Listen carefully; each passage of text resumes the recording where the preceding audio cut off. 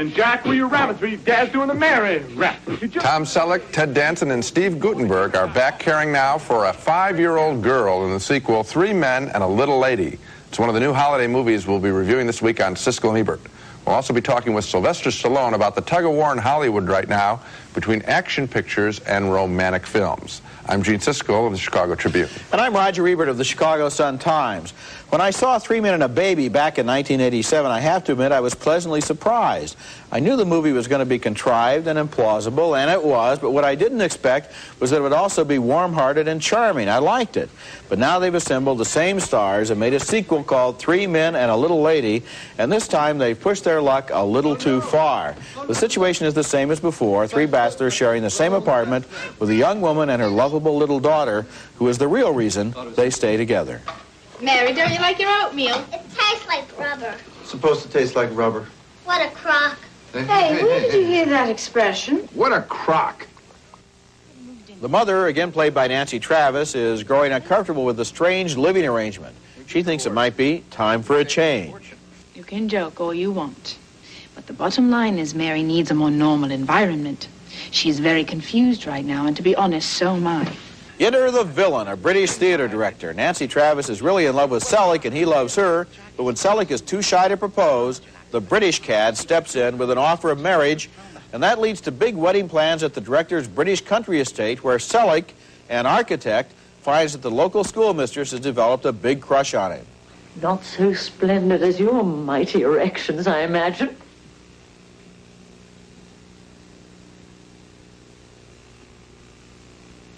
Did I frighten you? I was expecting Mary, that's all. Ah, little Mary, yes.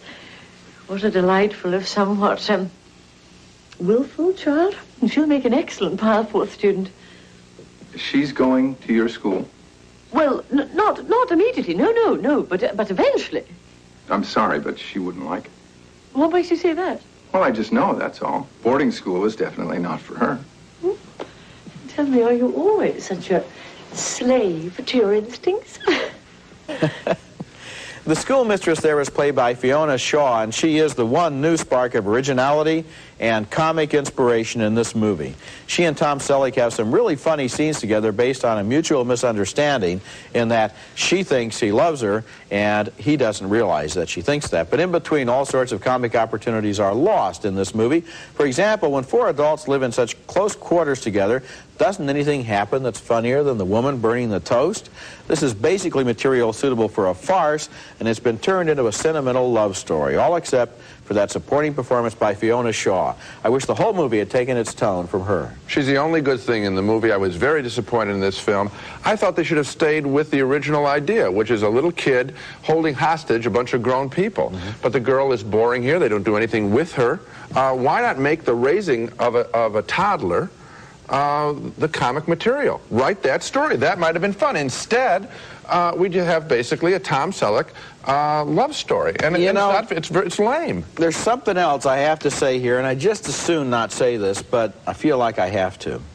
I didn't like the actress who played the little girl. No, me either. She got on my nerves. Yes, she's Now, annoying. last week we reviewed this Home Alone with Macaulay Culkin. Right. He is a great little kid on the screen. He's charming, he's smart, he's got a lot of pep.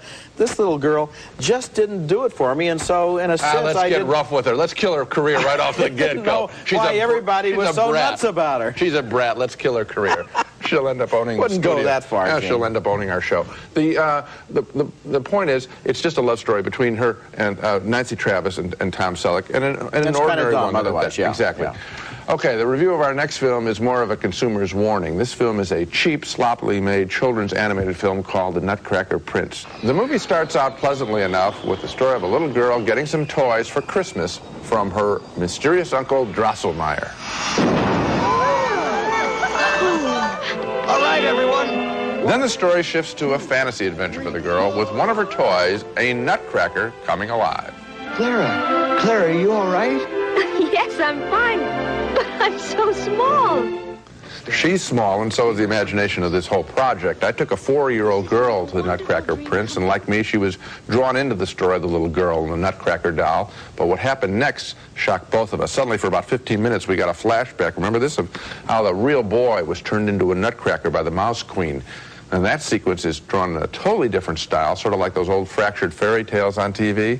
It's loud, vulgar, and it destroyed whatever we had been enjoying in this supposedly sweet Christmas story. So if you're looking for an animated film for your kids, The Rescuers Down Under is the one you should see, not The Nutcracker Prince. You know, a project like this really gives children's films a bad name. Parents get ripped off. The animation is not good. It's very basic and cheap. The dialogue is not funny.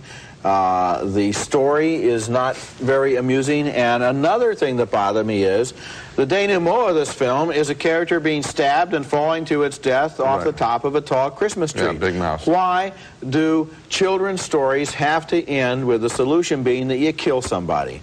Why can't a Christmas story end with people learning to love somebody? Why does anybody have to die? It's a very cheap, mean-spirited project. Paul Newman and Joanne Woodward rarely have worked together in the movies, but they're the co-stars of Mr. and Mrs. Bridge coming up later in the program. When we come back, though, an invisible alien from outer space is on the prowl in Predator 2. Where is he? Oh, give me a coordinate. Where is he? One of his kind, stalked and eliminated an elite special forces crew in Central America. There were 2 survivors. Remarkable weaponry. That's right, Lieutenant. Otherworld life forms.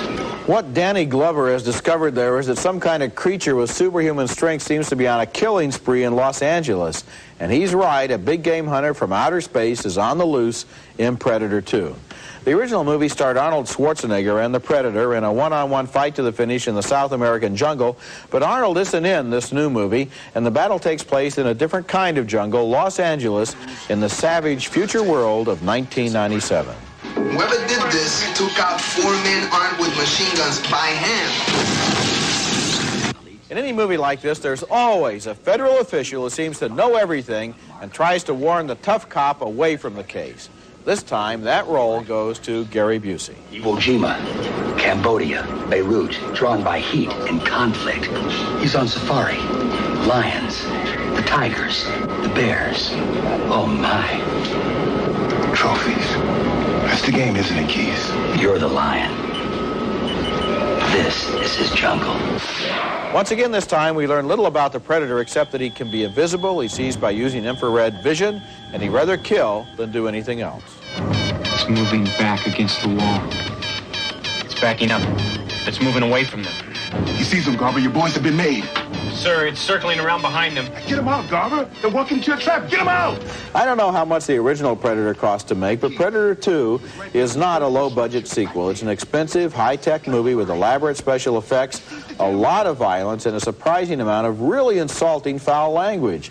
As a high-tech thriller, it does its job, but it doesn't have much imagination. Here's a visitor from outer space, after all, and he has about the same taste and personality as Freddy Krueger or any other slasher villain. I wish there had been less violence in this movie and more of the vision of science fiction. It's easy to compare the two films. The jungle was a much more interesting place in the original picture than this L.A. We've seen the L.A. Graffiti-sprayed streets before. It's not particularly exciting. Second, Schwarzenegger is more compelling in an action story than Danny Glover is. Danny Glover's a fine actor, but you can't beat Schwarzenegger going against a creature like this. You know, it was just a pale carbon copy. All it does is kill. But there's another thing, Gene, that I mentioned before, and I'll come back to it again now. Danny Glover is very, very good in action pictures like Lethal Weapon. I think he's fabulous. He has a human quality. Here, he and the other actors are given dialogue that is designed only to explain and further the plot, and it's punctuated by the most vile language. I hardly ever mention bad language on the program because so many thrillers just use it routinely, but here, the ways that they find to insult women in particular reach a new low. I mean, who put this dialogue in and who approved it? It's not a pleasant film. Coming up next, Paul Newman and Joanne Woodward co-star in Mr. and Mrs. Bridge, an uptight WASP couple in Kansas City in the 30s and 40s. For better or for worse, I turned out to be an attorney and not a poet. Before we met, Were you ever in love with anybody? Have you been in love since? You're looking at a scene from Mr. and Mrs. Bridge, which marks Paul Newman and Joanne Woodward's first appearance together since that boring film Harry and Son back in 1984. This film is a lot better. In this new picture, they play a conservative, middle-class couple from Kansas City, and the movie covers more than a decade in their relationship, and it's a brittle marriage. He's stiff-necked. She wants him to relax. He's typically uptight when she gets him to take a second honeymoon to Paris in 1939 as they visit the can-can dancers at the Moulin Rouge and talk about it later in their hotel room. Aren't those girls something? Yes. I'm planning to send a dozen roses to the 1/3 from the left. The Bridges have 3 headstrong children, and they are in constant conflict with their parents, including their sexually free daughter, Ruth, who is surprised by her father in the middle of the night. Do you plan to marry the fellow? Marry him? I hardly know him. He wanted me to go to a hotel.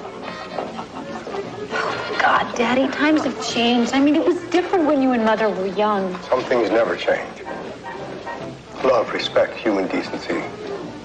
It doesn't change. The Bridges' son is an unfortunate chip off the old block, even more distant from his mother than his father is. And the tension is there when his mother bumps into him and the Hispanic woman he's dating. Douglas, Dad is going to be home early this evening for a change. So Harriet is planning dinner for 6 sharp. I hope you won't be late. The ultimate focus of the story is Mr. and Mrs. Bridge. She finally summons up enough courage to ask her husband a most important question. Do you love me? Or do you? If I didn't, I wouldn't be here. Well, couldn't you tell me once in a while? Would that hurt you so very much? Mr. and Mrs. Bridge is well made and earnest, but I think what recommends this movie the most is that it's not easy to figure out what's it about. The characters don't change. There's not a big happy ending. Rather, it's a lot like the fine movie Ordinary People, and it's almost documentary-like depiction of people who find it easier to follow rules than follow their hearts. It wasn't pleasant all the time, but I'm glad I met the Bridges. I'm glad I did too. I think this is a wonderful movie. These 2 performances are so perfectly observed that you realize that what the movie is about is not what happens to them, and indeed the ending pretends it's going to be melodramatic and then it isn't. What the movie is saying is, these are people just like a lot of other people at that time, and we want to look at them to see exactly what they were like, and it's very hard to forget those people. And not just that time. We're not just talking the 30s and 40s. We're talking about now. There's a whole style of life, a very careful, measured life where people, well, I said it, they find it easier to follow rules. And she's in a sort of a tyranny situation. She's as culpable for their problems as he is. It takes her too long to approach him. She should be all over this guy in trying to break through his armor. And he could relax a little bit. The key thing about these 2 performances to me is the fact that they're both so subtle, because both of these people have been ritualized into such a static relationship to each other that any change at all is like a cataclysm. Yeah, you look at people sometimes and you wonder, how do they get rigid and uptight? This is almost a documentary approach. Real good movie. Coming up next, Sylvester Stallone talks about leaving behind 15 years of action and adventure for a thing called love. An economic argument going on about what people really want to see in the movies. Action pictures or romances. A lot of action proponents were startled this year by the success of such love stories as Pretty Woman and Ghost. And yet American action pictures still dominate the world market. Recently, I talked about this tug-of-war with Sylvester Stallone, whose Rocky series, in its best moments, combined both romance and action. You're telling me that because films are being sold internationally, that they're becoming more action-oriented because who wants to watch subtitles or complexity of dialogue? Can you get specific? Well, the world itself is becoming so numbed by everyday occurrences, and now, at least on an international market, they look to America, I think, more than any other country to supply this adrenaline shot, this heart-thumping action that it seems that we really have a stronghold on. So American films have become extremely motivated towards supplying their foreign counterparts parts with films that are quite limited on character and tremendous on technical expertise. And it's a giant market. It's made quite a few people very, very, very rich. And I don't see any end to that for a long time. At the same time, what's the #1 film of the year domestically? Ghost. Yeah. Romance. Yeah. Pretty Woman. Romance. Mm-hmm. #2. Mm-hmm. Yeah, that's great. No. See, that's what I was saying earlier about you never know in this business. Here it is. We're thinking about total this and, you know, thundering that and whatever. And all of a sudden, when we really get down to it, it's love. Because love is the only emotion that's worth a damn. The rest you can take and throw in the river. That is the one. Love and all its kissing cousins. Loyalty, kindness, dedication. That's it. The rest of them, that's what people strive for. That's what we want. Everybody wants it. So when you hook into it and you nail it, like with a ghost, or you nail it with a pretty woman, everyone's fantasy, it's going to go through the roof. Because that you hit, that's subconscious. You're right at the very bare essence of everyone's desire. And the big surprise, of course, in the Rocky movies was that women went, and they went for a love story, right? Because Rocky is totally driven by love. You don't want to kiss me back if you don't want. I don't want to kiss you.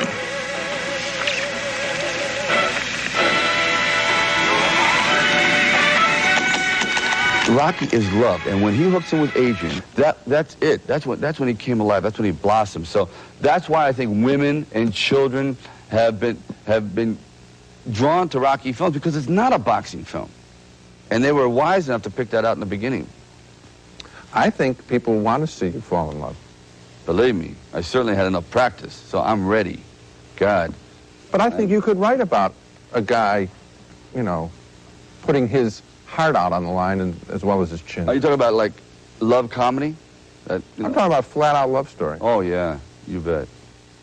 So he's considering a love story. It may signal a turning point, actually, in movie making when an international action star like Stallone is open to making a romantic movie. Obviously, audiences want to see both action and romance. It's just that it's a whole lot harder to write a contemporary romance than it is to write an action picture.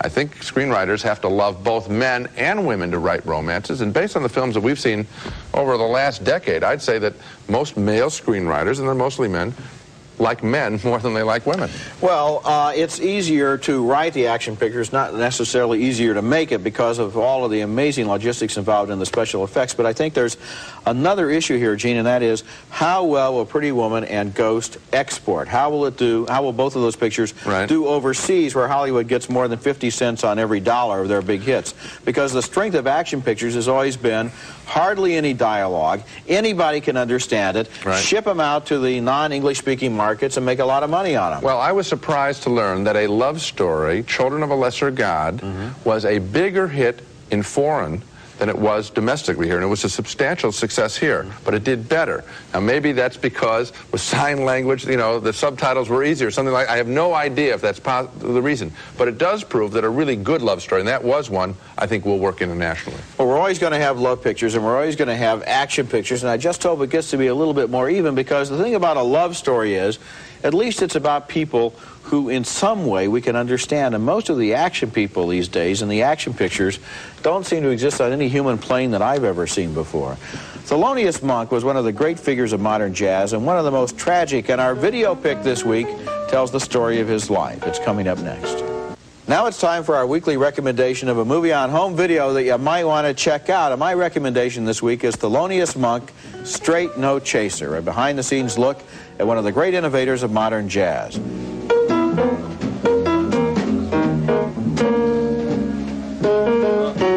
But Thelonious Monk's private life was marred by a form of mental illness that caused him to withdraw from the world into a private shell, and that process is talked about here by his friends and family.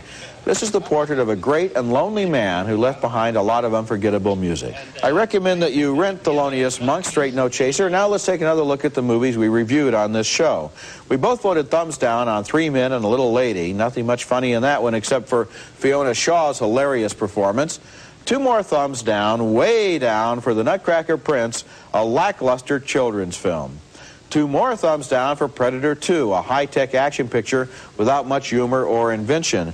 Finally, though, 2 enthusiastic thumbs up for Mr. and Mrs. Bridge, with closely observed performances by Paul Newman and Joan Woodward, who are both wonderful in this film, and Mr. and Mrs. Bridge is the recommendation this week. You know, when people hear a picture like this, they think, oh, it's going to be hard work to sit through and all that. I think that watching these two performers, it's a pleasure. Not hard work for 1 second, because everything they do is interesting. That's it for this week. Next time we'll be back with reviews of more movies, including James Caan and Kathy Bates in the Stephen King thriller Misery, and Hidden Agenda, an espionage thriller set in Northern Ireland. That's next week, and until then, the balcony is closed. Magla latex rubber gloves with absorbent lining, non-slip grip. Protective for all household chores. From Magla Home Helpers. Rice-A-Roni, the San Francisco treat. Now with 30 flavors, you can serve it every day for a month and never serve the same dish twice. Fab, for a clean that's comfortably soft. Fab. Snow Caps, Raisinets, and Goobers. 3 big box office hits starring Nestle Milk Chocolate. Moviegoers give them a definite 2 thumbs up.